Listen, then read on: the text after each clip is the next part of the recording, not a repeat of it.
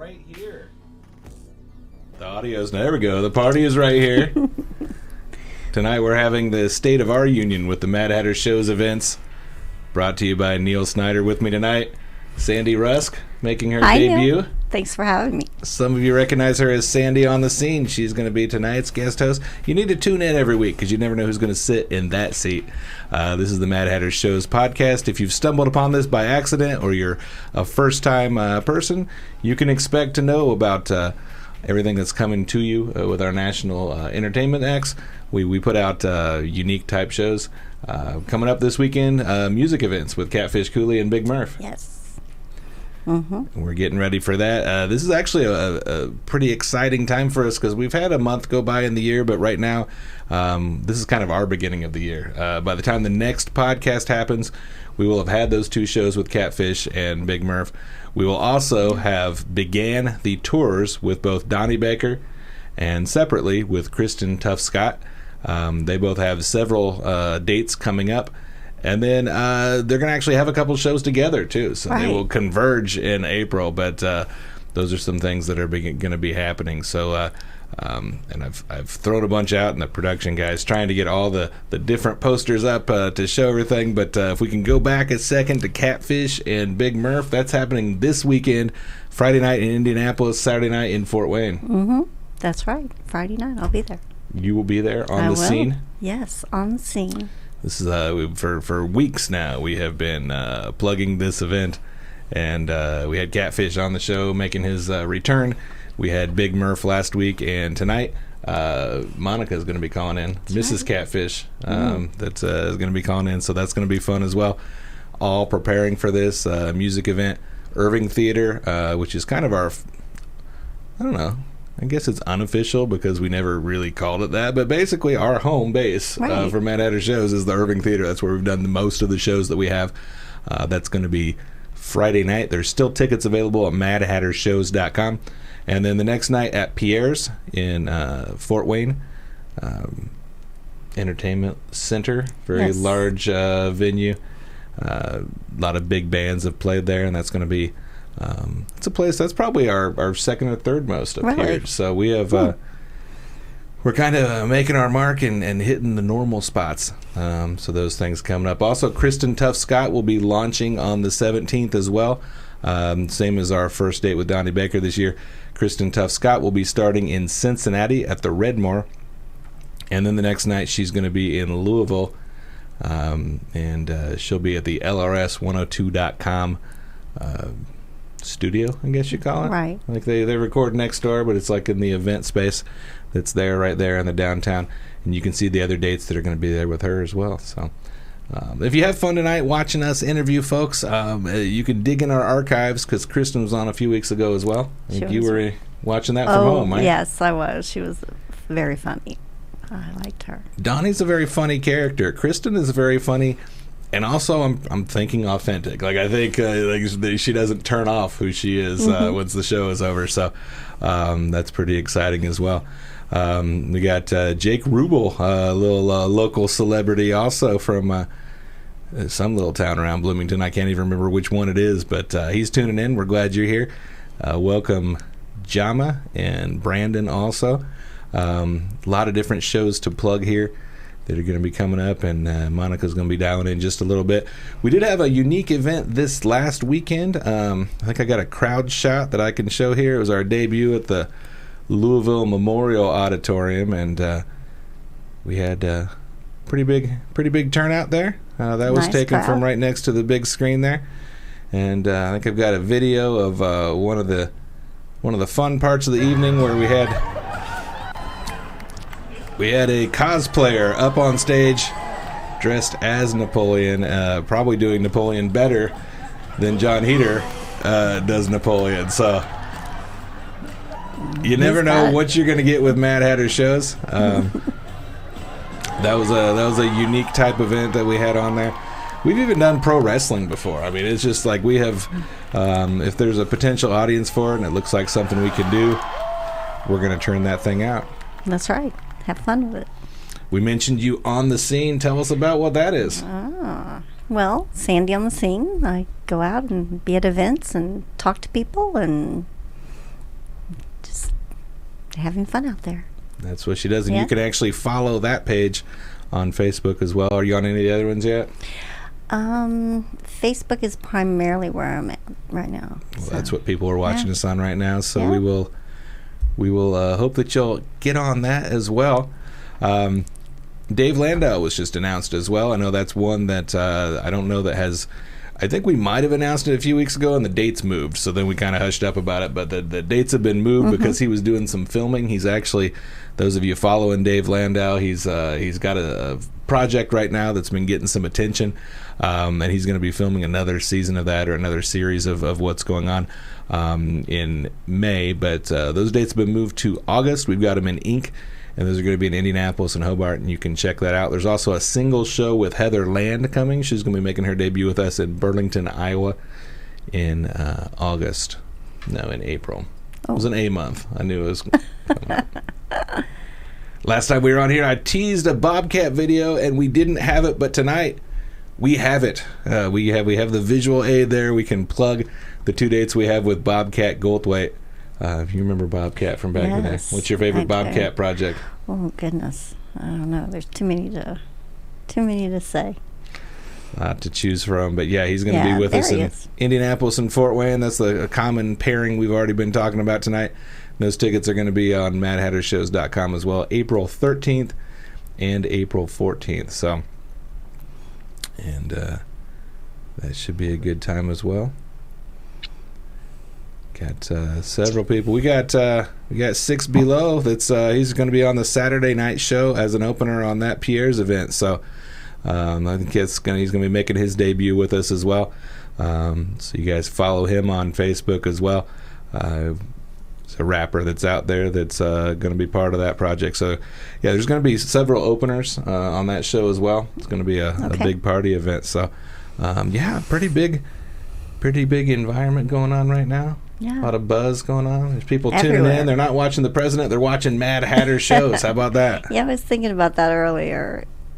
But you can catch it later if you miss it live, right? You can. Anywhere where podcasts are played. And if you've missed one, you want to go back, or you just want to revisit, we're everywhere that good podcasts are played. So, Right. Spotify, Pandora, the ones I haven't heard of, YouTube, like they're all there. So They're all there. awesome. Did I miss a doorbell? Are we ready yet?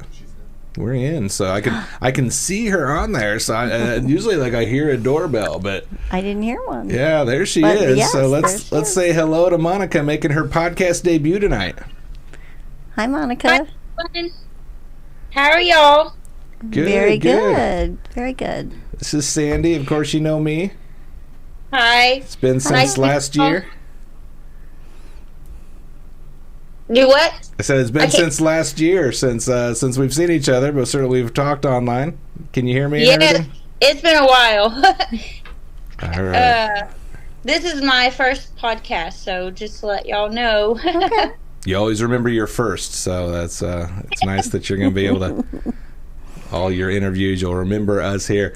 So those people that are tuning in, they're flipping through here, they don't know who you are. How would you describe yourself and your fame? How do people know you the most?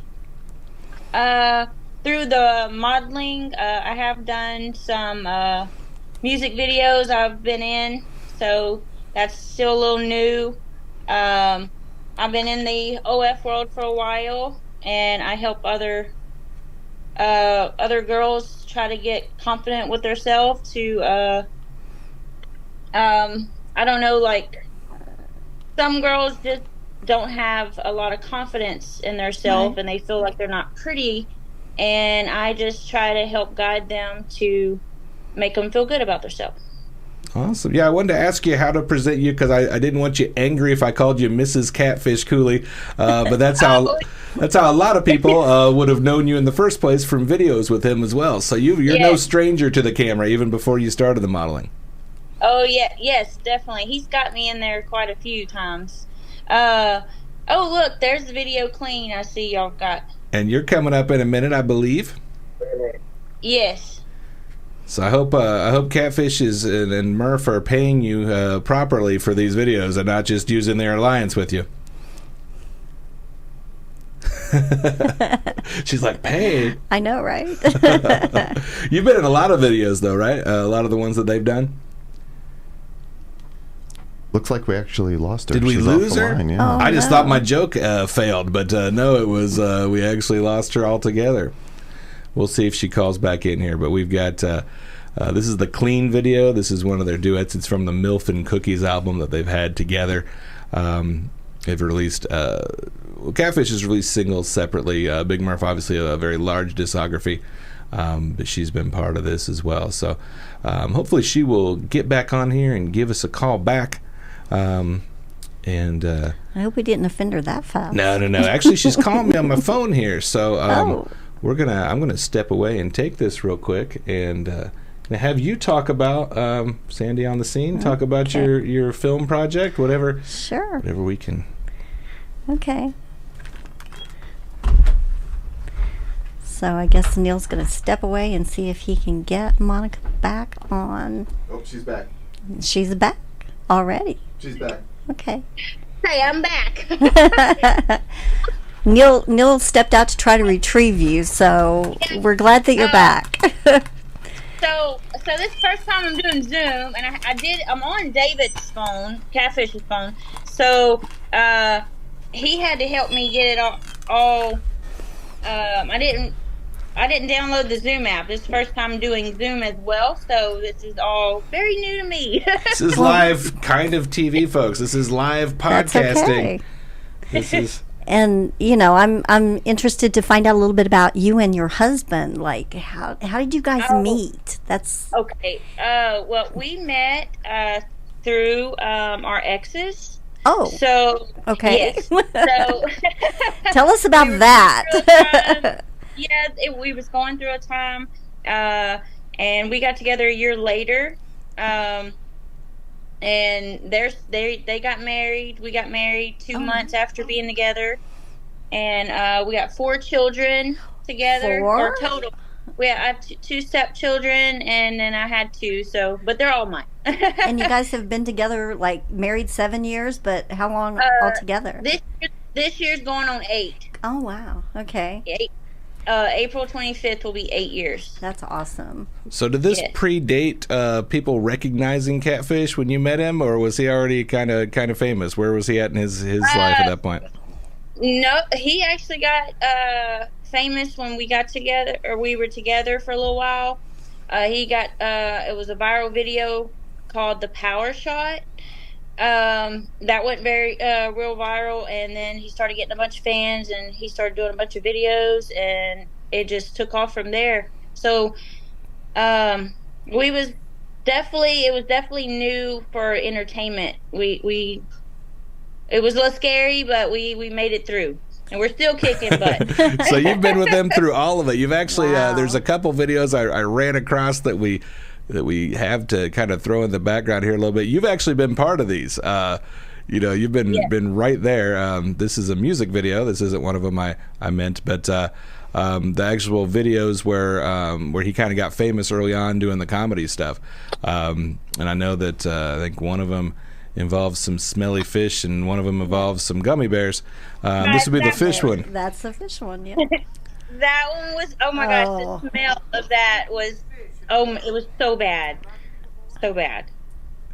So this was the plan for you to participate in this? Because if I remember correctly, he kind of participates and you don't. No, I was very unfair. I was actually doing a photo shoot that day, and he was like, oh my gosh, he's like, you got to try to eat this. And I'm like, what is it? And he just so the can, when he started like that crack there, the smell when he did that, it was so bad. Like the smell just from him trying to open a can, it hit right there. And there are millions of people then that end up seeing this video when all is said and done. And you're right there with it. So, did you get recognized, immediately after this, or was it mainly just him? Definitely. I've had a lot of people come up and said, oh my gosh, I can't believe you even tried eating that.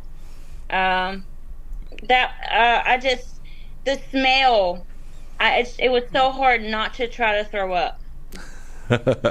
And then we had the other one that I think we've got up here is the gummy bears. Another Yeah. one where. Oh gosh, that one lit my mouth on fire. That was pretty bad. So you were a part of this hot one. stuff, but not that. That was too hot. That was bad. I think the first video I heard of Catfish was when he ate the hot chip. But there's been several hot things in his resume. Yeah, I don't know how his stomach's still going from all that wow. spicy stuff. Wow. So what's it like to go from just being in your own circle of friends to strangers recognizing you? Was that a weird transition for you? Definitely different. We get asked a lot of questions. You know, what's it like being famous? And we just tell them that, you know, if it wasn't for the fans, we wouldn't be where we are today. Sure.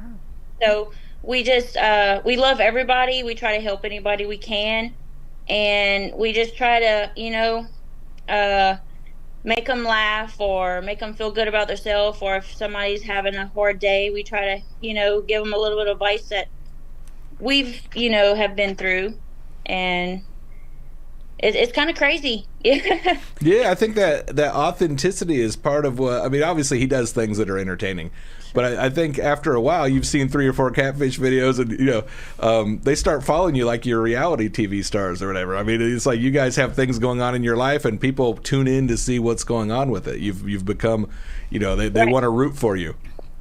Right. And we still, of course, you know, even with, you know, being, you know, very known, or everyday life, you know, we still are pretty much the same. You know, we get kids to and from school. You know, I cook, and I like to cook. And we have our animals to take care of the animals, and then we have a nanny that keeps our kids, so we're able to do road life, and to be able to go on the road with him to his shows and be behind the scenes and see everything is super cool. And you get to meet a lot of really cool, awesome people. You know, I think the thing I love the most is just seeing from where we was to where we are now is truly amazing. You know, it just takes a lot of work, and you got to motivate yourself. And there's days where I'm not motivated and he pushes me, and then when he's having his day, you know, I push him. So the teamwork behind everything is a big help. You know, there's days where, you know, he'll help clean the house, you know, because I've got other stuff to do. And like today, I had stuff I had to do, and he was like, "Oh, I'm gonna help clean the house for you," and I was like, "Oh, wow." Don't be telling people Catfish Cooley clean house. For the love of God! Little surprise there. We got a bombing happening here. Hello, Neil. How's it going? Oh, hi. So yeah, you're coming out Friday and Saturday too, right? Like you're part of all these shows, right? You guys travel together. Oh, great. So I try to help. You know, we've got merch. You know, so I try to help do the merch, and then of course I still try to, you know, get footage and behind scenes of, you know, what we're doing on the road, and I think it's just pretty cool. You know, I've never thought that we would be where we are today, and I can't be more than thankful for everything that everybody has done and love and support that we get from people, and it's just truly amazing. So he's a millwright when you meet him, right? Yep. Like, and then all of a sudden the videos take off, and he says, "Hey, I'm going to try to take this comedy to this is what I'm going to do for a living." Yes. And that goes well for a while, and then all of a sudden he Right. comes home one day and says, "Hey, I'm going to end this, and I think I'm going to do music." Like, how was that conversation with you, and what did you think when that came up? So that one, it was a little bit of like, not, I wasn't say scared. It's just for him to transition from that to music. He's always had a love for music, But he's still always going to be funny. Right. So I mean, you're still going to get the comedy from him, if you meet him, because that's just him. You don't know what he's going to say. So when he's decided to get music, I was actually pretty excited too on that, because I knew that he could connect with people, and music is. I love music, because whatever day you're kind of having, certain Sure. songs can kind of help you through that, because you could feel it. So I was pretty excited when he got into the music, to be honest. I was like, yeah, let's do it. And you know? back in the beginning, Monica, when everything first started happening, did you have any idea that things were going to explode with the comedy side of things the way that they did? Did you have any idea? No, no. No. Everything was very, like, it was scary, Sure. because when you go to a everyday job and going into something different, he's always really been a people. I mean, I'm a people person too. I do like to talk. I'm very shy to an extent. I do say stuff sometimes backwards. I do. I definitely. I have a little bit of, a whole lot of Southern, should I say?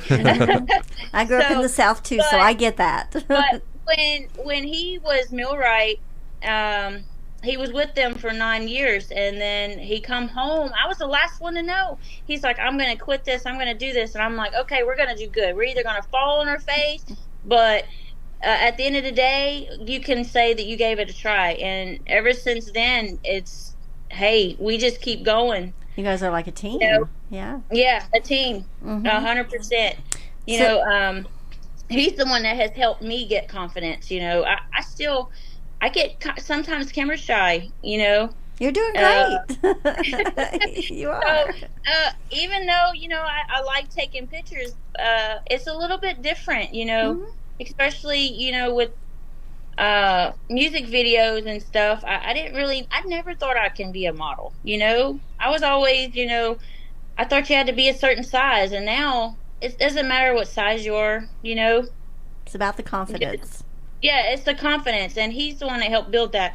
And with his comedy, I realized that he has so much confidence, and he connects with people, and I love that. And I thought that by getting into the modeling, that I can connect with other women, and put myself out there and say, hey, Sure. I can give this a try. Hopefully I don't fall on my face, but if I do, hey, I can at least say I tried. Yeah, you mentioned you had a photo shoot the day that you did that stinky fish video. I'm going to guess you didn't have 45,000 people following you at that point like you do on Facebook now. And I don't even know your OnlyFans numbers. Like you are building your own career at this point, right? Like at some sure. point he may be Mrs. Or Mr. Munica Cooley versus you being Mrs. Catfish. Right. Yes. Are you very involved in some of the ideas on the videos that you guys create? Or does he come to you with ideas, or how does that work? He does. We kind of both shoot ideas. Okay. And sometimes he'll use my ideas, and sometimes he doesn't, which it won't hurt my feelings, Sure. But I think us brainstorming and trying to see what people would like is what we try to give. And with him, I try to think of stuff that other people might think was funny. So I have shot out a few ideas to him, and he does the same thing with me. If he thinks of something, he just lets me know. And there's a lot of times I use his idea because, hey, it might work. And when you put it out there, you know that it works. Yeah. Most definitely. Yeah. Well, you mentioned the merch, so you've got T-shirts and you've got I don't know what else you've got, the headshots and all that.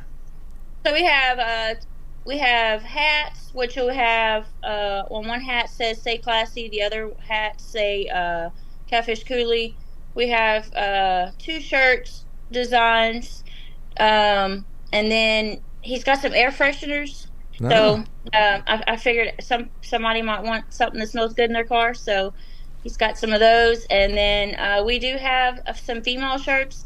The song Southern Root, I put that on the shirt, and it's more females. It's got like a tree on the back, and then in the front it's kind of more like just Southern kind of little artwork. So, and then he's got some pictures, so everybody gets those. Now he's got pictures. What about? I mean, are we at the point yet where you're going to be selling your shirts and your pictures on the road as well? I am. I'm thinking about coming out with some products to give to fans, and I thought about doing some 8x10s to autograph to give out. Just and sometimes for shows, he'll throw out shirts in the crowd, or hats or whatever, CDs from the Milf and Cookies album that him and Murph had did, and I just keep trying to think of more stuff that I could put, or that he can have on his side. Yeah. Yeah, Kimmy last week, the co-host on the last podcast, she called you guys a power couple. Do you guys do you view yourself as that when you're out and about? I definitely would say so. Yes. We have learned not too recently is communication is the biggest thing in a relationship, whether if it's marriage or if you're not married. Communication is the biggest I feel in a relationship, because without that I feel like you would constantly fight or butt heads, and there might be some times when you communicate that you might hurt each other's feelings, but at the end of the day, I feel like at least you're trying to communicate. Awesome. Yeah, absolutely. I remember we did those shows in Oklahoma, and you guys got sick out there. You weren't feeling all that great, but you were absolutely so sweet. God. I remember after the show in Tulsa, you're like, why don't you get up there? Let me take some photos of you guys so you can use them for your own promos and all that. Like, I just remember you being very, I was just the opener on the show, setting everything up, and you were trying to take care of me too. So I'm definitely happy for all of your success. Oh, well, thank you.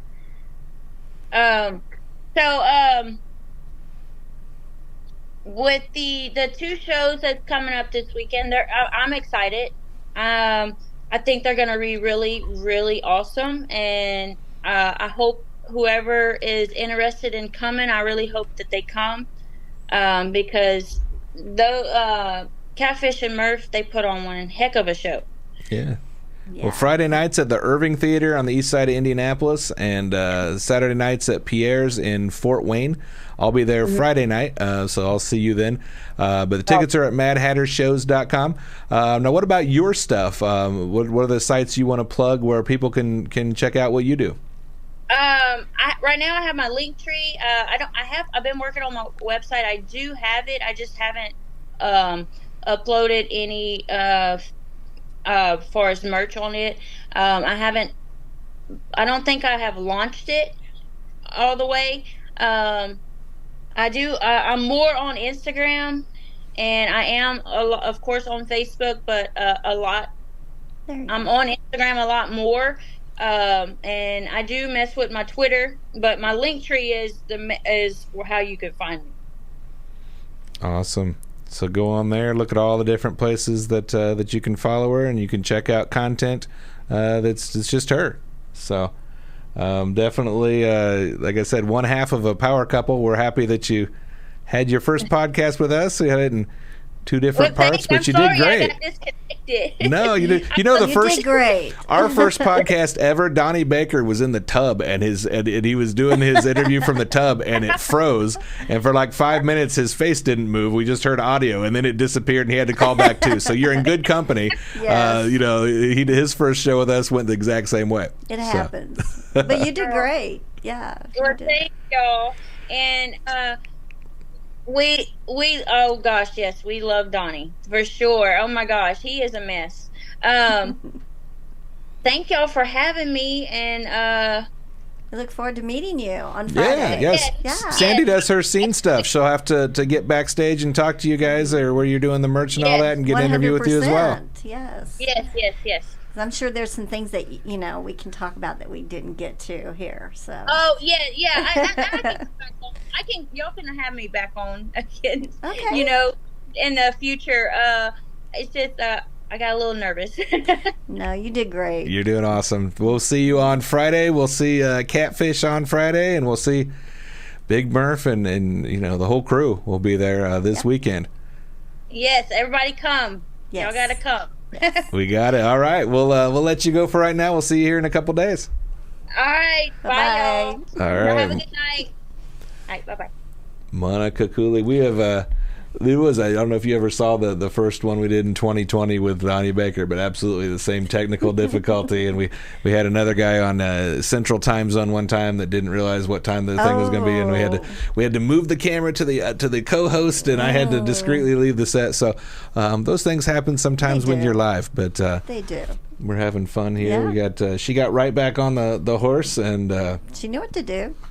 Yeah. yeah, definitely. I could see Catfish probably sitting right off to the side, just watching her, going, "She's going to upstage me here." Yeah, I was surprised when he just popped in and showed his face too. So Yeah, no, it sounds like they have a really good relationship, and They're a fun they're having couple. fun. Yeah, she's super sweet. But you know what? So is he. Like, he's like if you look and say, "Oh, the guy looks like he's rowdy," and he might be, no, he's like the biggest teddy bear off Yeah, stage too. Like he's, I you can know what I mean? imagine. Just absolutely, and you can tell both of them very, very genuine. I think that's what helps them, coexist and flourish together. Is, they are who they are. They're not posing as anything else. And can you imagine how his mind works to come up with all those crazy videos? I mean, and can you imagine their conversations about these? We need a reality show ideas? like the I Osbournes. know, right? The Coolies needs to be They on MTV or something, definitely right? Would be very entertaining, I'm sure.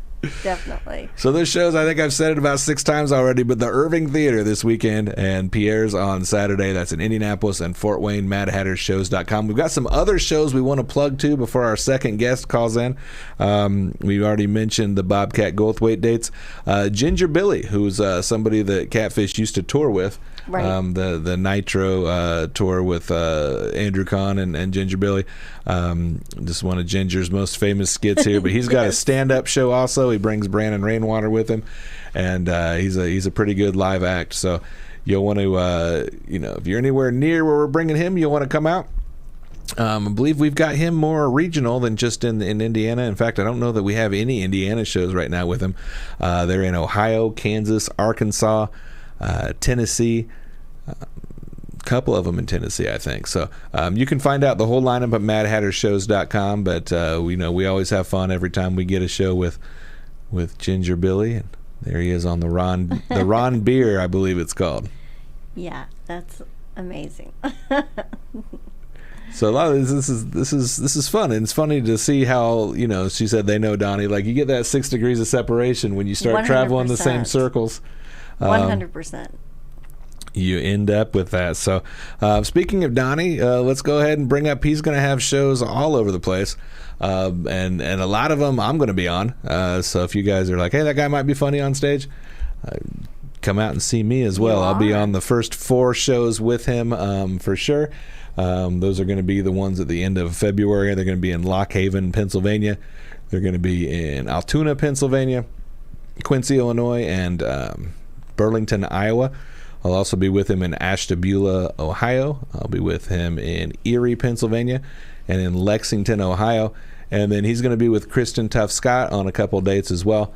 And then when we get down to May, I'll be with him in Charleston, South Carolina, in Goose Creek, and then also in Savannah, Georgia. So those are some shows. And we've also got Riot. Some of you guys know her from our New Year's Eve show with Steve Heitner. Mm-hmm. And she's been a co-host on the podcast before. She's actually going to be joining Donnie and I at the shows in Iowa and Illinois. So you're going to see 3 comics on the shows there at the end of February. So MadHatterShows.com to check out all that. We brought up Kristen Tuff Scott so we can pull her up in the background as well. I think I was talking about her a little bit earlier, starting out in Cincinnati and then going into Louisville. The Richmond show, I'm going to be on that one too. I'm might have to stage. come out there. I'm a stage hog lately. I'm hopping on. I'm coattail riding with some of these folks, but I'll be on the Fort Wayne and Richmond shows with Kristen, and maybe on that Indianapolis show too. That might be one where Sandy needs to be on the scene. I think I can do that. She's going to be in Terre Haute also. I don't want to miss anything. Then those 2 dates with Donnie, and the dates with Donnie actually.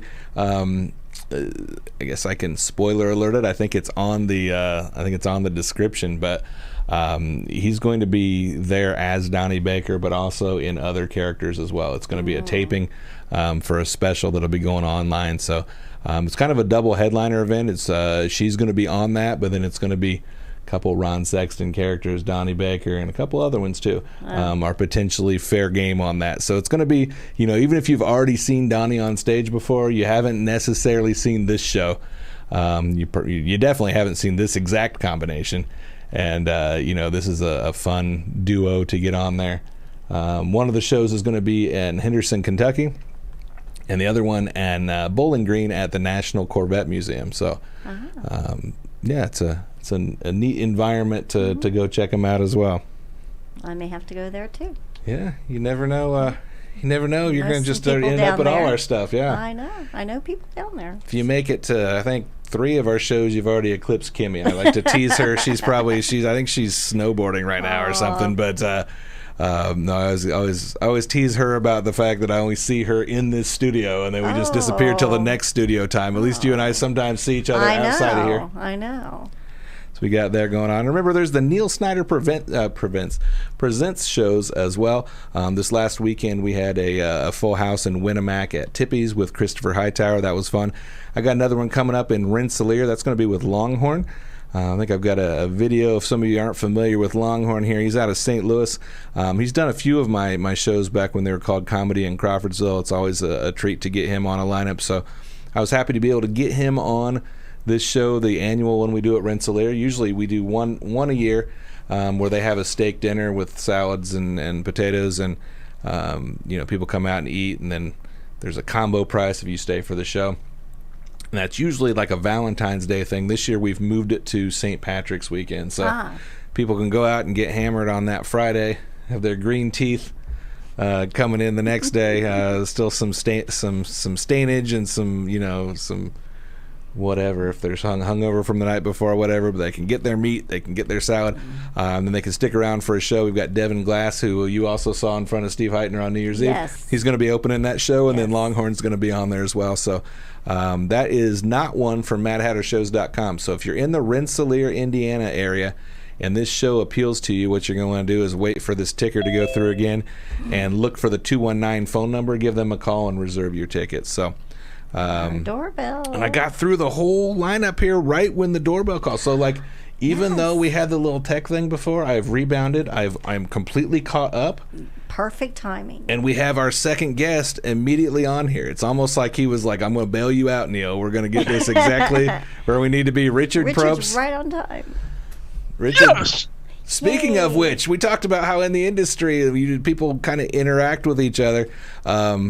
I've seen you in real life. Sandy's seen you in real life. I think Jason's seen you in real life. We've all interacted in different ways.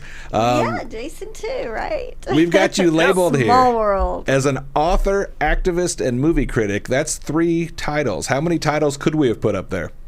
You could have put, oh man, let's see. Well, okay, I'm a minister.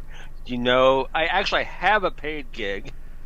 So, I'm the Director of Provider Services for the Bureau of Developmental Disabilities, which is not funny at all. So I don't know why we're talking about it.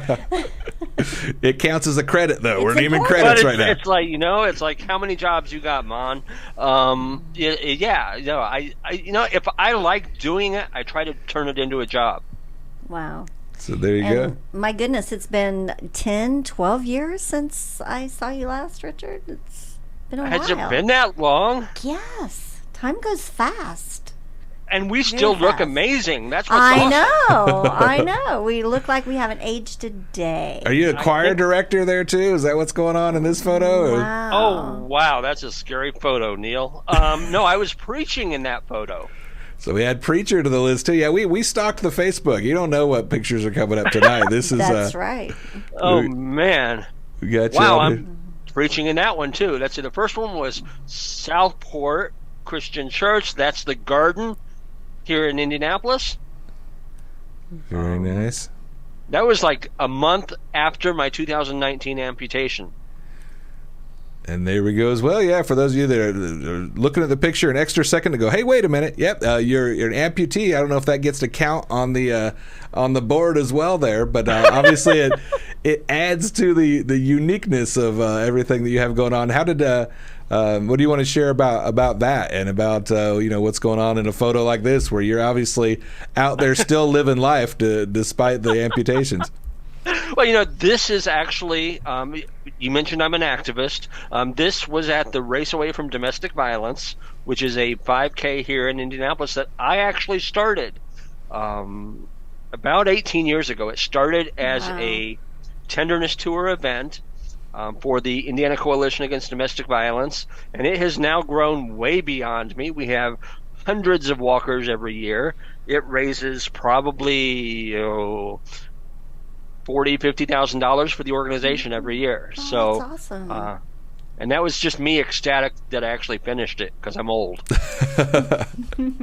So you're not only like organizing this, but you're like, I'm going to be a participant as well. So you're not asking anybody to do something that you're not willing to do. Exactly. I've been doing my tenderness tour since 1989. I've traveled over 6,000 miles by wheelchair.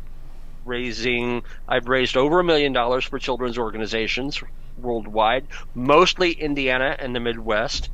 I've wheeled to Chicago 3 times. I've wheeled to Lexington, Kentucky. I've wheeled to Cincinnati. I've gone all over the country. Whenever somebody brings something to me and they say, hey, can you come do an event for me? I'm going to do it. And in some ways that's kind of how we met. I mean, I think we actually first met when I was doing my failed attempt at stand-up.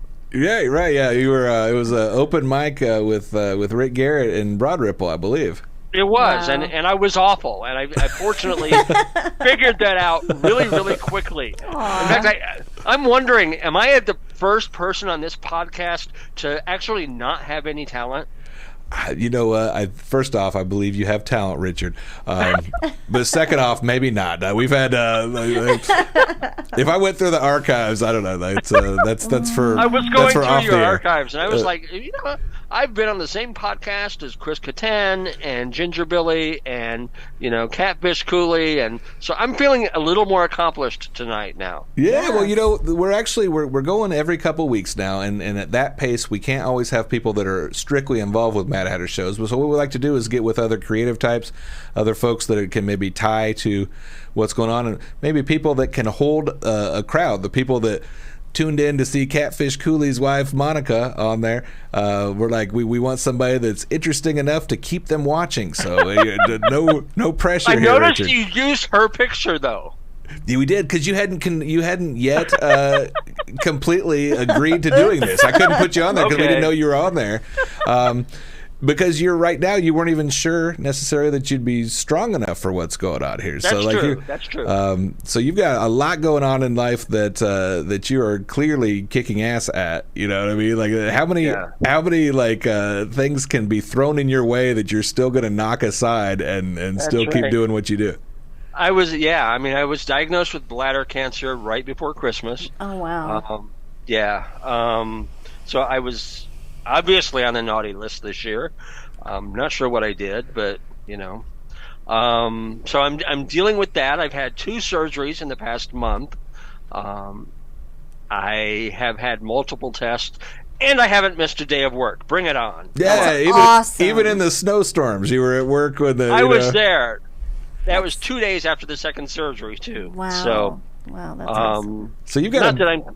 Yeah, and I was going to say, not that I'm completely psycho. I do take care of myself, but Right. I have kind of a zest for life. Let's be honest. Yeah, and you've got a couple books that have been out there for a while that stay in the rotation on Amazon's top selling lists. Tell us a little bit about the Hallelujah Life's the biggest one you're known for, right? Yeah. The Hallelujah Life is my big seller. It's actually one of 4 books. It's really the one that seems to have connected with the audience or with readers. It's kind of an autobiographical I grew up in having experienced a lot of challenges. I was born with spina bifida. Had some issues with abuse and some loss and grief. And if you know me, if you follow me on social media, I'm just really transparent about who I am, Right. and that kind of comes across in the book. And yet, the Hallelujah Life is about, for me, it's all part of what I find glorious about life. You get joy, you get sorrow, you get loss, you get grief, you get moments of exhilaration and moments that could just knock you down if you let them. And for me, I've just kind of taken it as a personal challenge that no matter what I go through, I'm going to use it as an opportunity to show that you can still give and receive love, and that's my goal. That's awesome. It makes you a good pairing with Monica, because she was, like I said, she and Catfish are two of like the most genuine, like regular people. They just, people know who they are now, but like they're just like regular people off stage, and then just tremendously giving. I don't hear people saying bad things about Richard Probst. A lot of people know you, but everybody likes you. They do. They I try definitely to. do. I hope that's true. Yeah, I was reading Monica and Catfish's page earlier on Facebook, just to kind of get familiar with what I expected to be the tone of all this, and Catfish was like doing this wonderfully eloquent, genuine kind of dedication to her, and I just thought it was the most touching, beautiful, wonderful thing, and it was so obviously sincere. Mm-hmm. I was like, oh man, these are cool people, and so. But yeah, I mean, I have a lot of faith in humanity, and I hope that comes through. And I don't care about labels, and I don't care about differences. I'm going to show up and do the best I can for everyone. And I'm glad you think that comes through, and that people like me, and I do think people appreciate. I'm very transparent even now about my cancer journey, even the more embarrassing aspects of it. And just really trying, and I mean, you understand that, Sandy. I mean, you and your daughter's issues with alopecia. Absolutely. It's been a very open journey, and I love that, and that's certainly how I try to live my life. Yes, and you're very passionate. It comes across. Yeah, Very I'm kind of like so. up with people with like Emo Phillips thrown in. It's funny too, but it's also you can make jokes and all this kind of stuff, but there's people that don't comment, and there's people that maybe don't interact and share their own story, but they're watching. And I think there's a lot of people that can say, if they read your book, there's a lot of ugliness you've encountered in life. You're talking about how beautiful life is. You have seen the other side of it though too, and yet you're still positive. And I think that's an inspiration to a lot of people. They're like, man, my life's not as, I haven't been through the same stuff he is, yet he's happier than me. Like I need to figure out how to start thinking like him. Well, it's definitely inspiring when you know someone like you who has been through challenges, and you're positive every day. I follow you on your social media, and you laugh and joke and kind of make fun of yourself, which and if you can be happy with the challenges that you have, and we all have those kind of challenges, it's inspiring. So for me, part of what I want to do is I want to kind of take away the stigma of disability. I want to take away the stigma of talking about life's traumatic experiences. I think we heal more and we unite more if we can just talk about them. If we can come to the table and have these difficult conversations, and I think disability's fantastic. It's an amazing way to live. It's given me far more than it's ever taken from me. Yes, it has its challenges. Yes, my life can be hard. Yes, I live with chronic pain, but I mean, it also calls you into really great close friendships. It calls you into so much. You experience life in a completely different way. It's my culture, and I value it. And I'm going to bring up something. I hope this is okay to bring up, Richard. But one thing I remember, and you may not even remember this, but years ago when we met, and I was interviewing you at a movie theater because you are the independent critic and know all about movies, and actually, or you're a movie critic. So I don't know if you remember this thing happening, but you arrived, and you were in your chair, and you arrived, and before our interview, I didn't ask you this during the interview, but I hope it's okay that I talk about this now. But I just kind of was curious, and you said that you are very open about everything. So I kind of just said, do you mind if I ask, like, you arrived and you're in your chair, and did you drive here? And you shared with me that yes. And I was like, how did you do that? How did you drive here, and you know how to deal with your chair and how to come in, and I was just so impressed with the fact that you let me ask you that, first of all, and the fact that you were able to do that. Do you mind that I shared that? I hope you're okay. Oh, absolutely not. No, I was afraid it was going to get a lot more personal. No.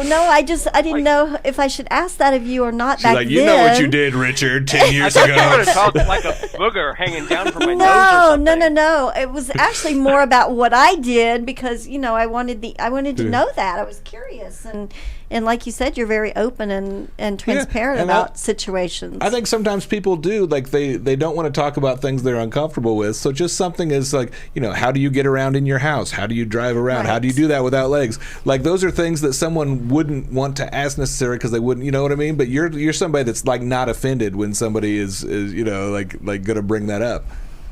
I prefer it because I think part of destigmatizing the whole thing is being willing to talk about it. And yes, I prefer that it's respectful.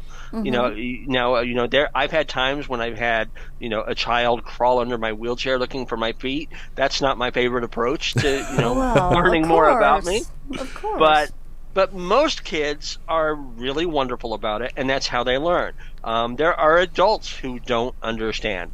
The fact that I could learn how to drive, the fact that, I started out my life on disability because I failed my first job. And after a while, I kind of figured out I don't like living on disability, so I want to go back to work. So I went back. I got my college degree from Martin University here in Indy, and I went to work. But there's so many folks who don't know you can do that, that there are programs that will help you go back to work if you want to, will help you learn how to drive, I'm a homeowner.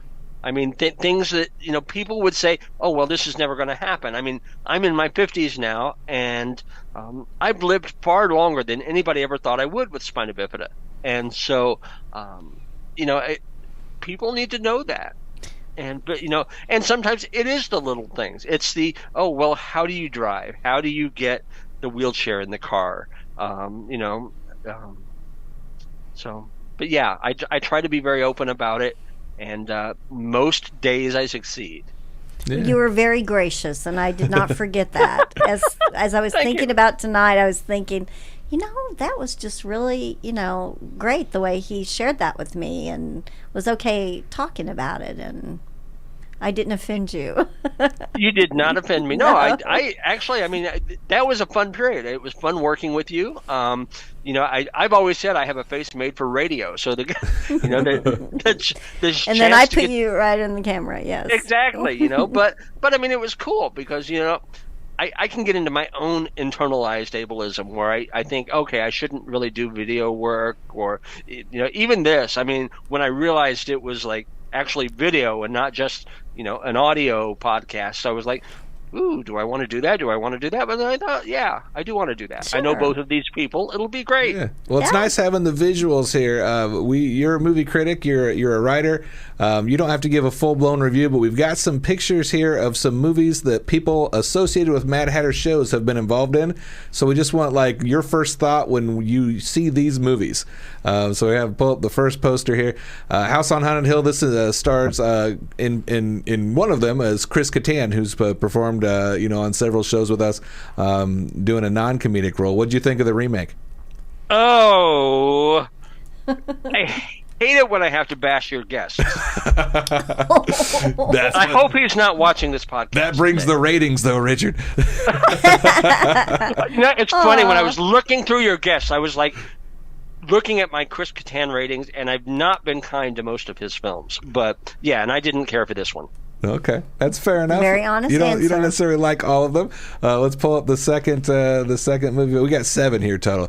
So this was the first film that Christopher Titus was ever in, and you're not a pretentious film critic that trashes everything that's a little bit different. So I'm interested on what you thought of Killer Clowns from Outer Space.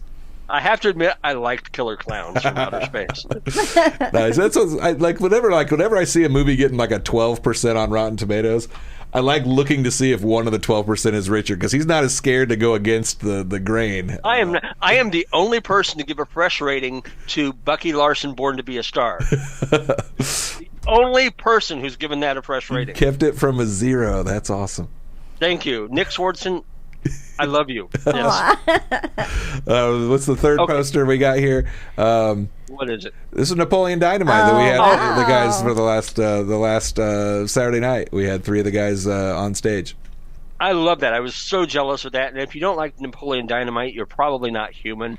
No, that's a great film. I think it also holds up really, really well. Well, one of the main detractors, the most famous detractors of Napoleon Dynamite was Roger Ebert. So, he's someone I always checked out their reviews. I think his thing was he always thought that if you're laughing at the character instead of laughing with them, he doesn't like that, which is why he didn't like early Adam Sandler stuff too. And I think he thought in this movie that Napoleon was being made fun of. But from the feedback I saw on Saturday, that was not. There were nerds in the crowd going, "Hey, you made me think that this was cool. Like you were kind of an inspiration to me. This character, like, made me go, hey, I see myself in this, and hey, that's kind of fun." Yeah, exactly. No, it's I loved Ebert. He's one of my favorite writers. One of my critic highlights is I got to do a panel at Heartland with Chaz Ebert, his wife, and but he, let's face it, he was wrong. All right. That's okay. Let's see the fourth one here. So this Etta May, her real name is Brenda Ferrari. She plays an opposing catcher coming through. It's an opponent of Madonna and Gina Davis. Did you like A League of Their Own? Little benefit here. I'm in A League of Their Own. You are in it, so and I should act like I knew that too, but I did not. I was an extra. Extra. No. Okay. If you find me in A League of Their Own, you're better than I am. I'm not sure I've ever seen myself, but I was in there and I met most of the cast. Was that when they played at the where the Indians played? Is that? Yeah. Okay. The Bush Stadium and it's been a long time ago. When I was in the 80s and 90s, I did almost all of the local films that were shot here. Wow. And most of them you'll never find me. But very cool. But they were cool experiences. Well, so yes. Of course. Now you've had 2 guests from that movie. There you go. And you were happy with the finished product? You enjoyed that film? I love that film. I think it's actually one of the best films made in Indiana. Yeah. It was Awesome. really good. Pull up the fifth one here. Now, this was somebody behind the camera, not on screen in this one, but this was a Bobcat Goldthwait direction. What did you think of God Bless America? I love Bobcat Goldthwait. And I love God Bless America. I actually don't think he's made a bad film. Yeah, I do the IMDb stuff also. I don't write the essays like you do very often, but and I'm usually one of these guys. The movie's going to get a 5, 6, or 7 most of the time. Like I'm kind of like I'm a pussy. I don't go on extremes. When I was looking up to find that poster for God Bless America a couple weeks ago when I was prepping everything, I noticed I gave it a 10. Like I watched the movie and I gave that movie an A. So I very much liked it. I'd forgotten how much I liked it. And I didn't like it I liked it more than the next one, which is also a Bobcat Goldthwait film here. But this is still a memorable one. What did you think of World's Greatest Dad? I thought it was a good effort. It almost felt like, and I don't know the story behind it, but it almost felt like the studio got in the way a little bit with this one. But again, I don't think Bobcat has made a bad film, and I love his directorial voice and his integrity to what he wants to say. And so, I'll take an original filmmaker who isn't quite perfect any day of the week over someone who does the same formula over and over and over again.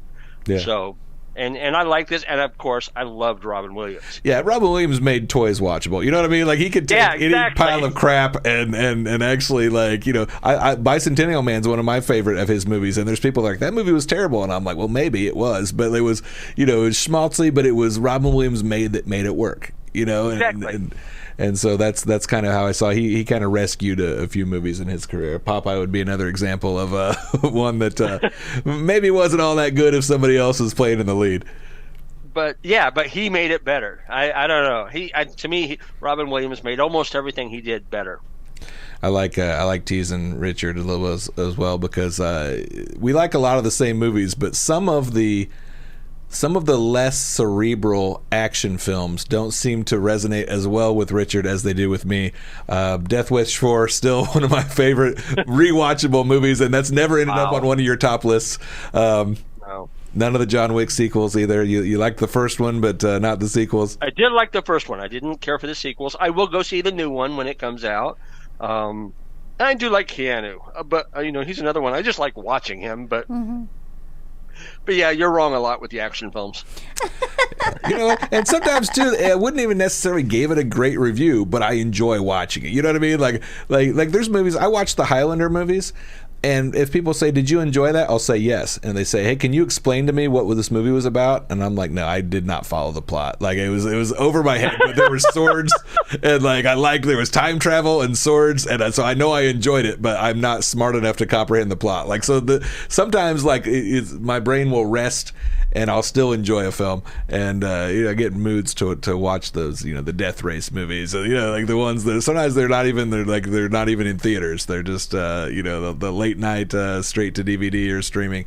And I'm so wildly unpredictable. I mean, I'm the guy who I am actually considered an influencer for PureFlix, which is the faith-based family streamer. Yeah. On the other hand, I'm also known personally to the director of I Spit on Your Grave, because I wrote such an incredible review of his film that I loved. Is that the original one? Yeah, the original. Okay. The original. The original one, I remember that was one that we in high school or whatever. That was you had to get your parents' permission to rent that movie. It was all the warnings everywhere. So we definitely wanted to watch that film, right? It was just, and then the director, to me, it was an exploitation movie, but the director seemed to think he was making a different movie than what we saw, at least as teens. So, what was your take on that film? Well, it was a film, and I somewhat mentioned having a fairly violent childhood, growing up in some abuse and experiencing some sexual violence, and so for me, it was a very healing film. When I was early in my healing journey, that was a film that allowed me to express a lot of the darkness that I felt inside that people didn't want to hear about. Mm. And so, and part of what I wrote about in my review was about that. And it really connected with the director. They actually, they ended up sending me a box set of the film. Wow. Wow. Because they just loved my insights on the film, and because you can't stream it on PureFlix, it's not. It's your not. PureFlix I kind of want a PureFlix version of it, though. It'd be 8 minutes long, right? Yeah. I pray on your grave. Exactly. There you go. It's just the gas station scene, and then her riding off on the boat. That's the last movie poster here. What do you think about this one right here? Have you seen this one? I have seen that. Of course I've seen that. I didn't know you'd seen it yet. I was setting you up so you could say I didn't see that, and Sandy could say, well, here's a copy, but you have seen it. Sandy would say that. No, actually, I did enjoy this. If I remember, remind me, Sandy, was that, who directed that? I should know this. Kate Chaplin, who Thank you. is now Leah. She goes Gal's by Guide. Leah. Mm-hmm. Yes. Yeah, okay. Gal's Guide, exactly. So, and obviously that, it was my first time producing a feature-length film. And the subject matter came from my own personal life because my daughter had alopecia. But it was fictionalized, as you know. And very talented actress, Georgia Simmons, who played the lead role and shaved her head for the role. And so it was quite an adventure. It was quite a few years in the making, and did everything by the seat of my pants. But I'm, you're the professional in all of this, but I'm still proud of the movie. So that's exactly it. I mean, it was locally produced. It was a good film. Was it going to win an Oscar? No, it was not going to win an Oscar. And you've been around film long enough to know that, right? But it was a good film. It was certainly a meaningful film. I love Kate Chaplin. She was awesome. I wish she'd get back to making films. I know, right? Though I love the kind of things she does now. But I was able, Richard, to utilize the movie because for 15 years I was in the alopecia awareness community. And so small children who would lose their hair due to this condition, it was really helpful with families. And that's where I got most of the satisfaction from the fact that we made the movie. And like I said, again, what a great tool for destigmatizing. Yes. To have those conversations that sometimes people just don't want to have. And exactly. And interestingly enough, when I first put it out there into the world after some of our screenings and film festivals, and obviously the technology nowadays, you stream it and that's where you get your views. But I found, actually I have one of the DVDs here, but I found that little kids with alopecia, because the box, it was almost more tangible for them, to have this thing that they could look at the pictures on the back, and they could, most people still have a way to play a DVD, I guess. I don't know. So I still have a VHS, so well, I do too. Yeah. I do as well, but luckily we didn't do this on a on VHS. It wasn't that long ago. But so yeah, I was curious to see what you were going to say, but as you know, I don't think I ever actually reviewed it. I think I saw it like later in the journey. I'm trying to remember how I saw it. Because I know I didn't go to like any of the premiere stuff. I didn't think that you had been to any of the premieres or anything, but so, but I remember seeing it. Well, because I actually hunted it down. Really? Okay. Yeah. Do you have a copy of it, or do I need to get? No, I don't. Well, we'll reach out later, and I'll make sure that you get a copy, and you can. Cool.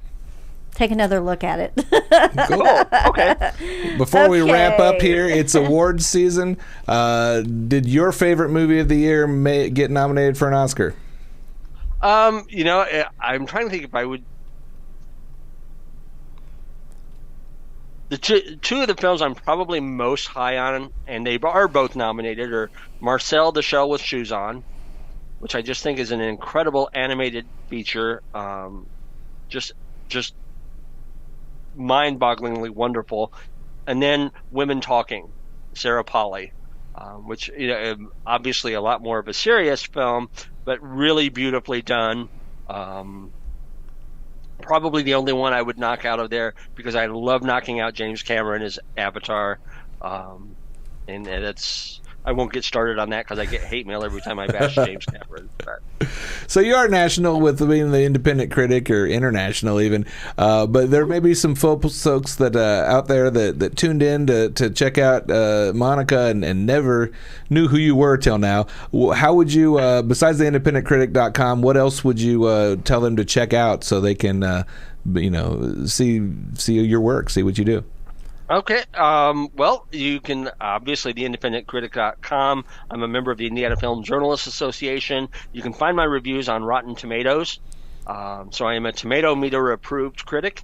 Let's see. You can check out my book, The Hallelujah Life.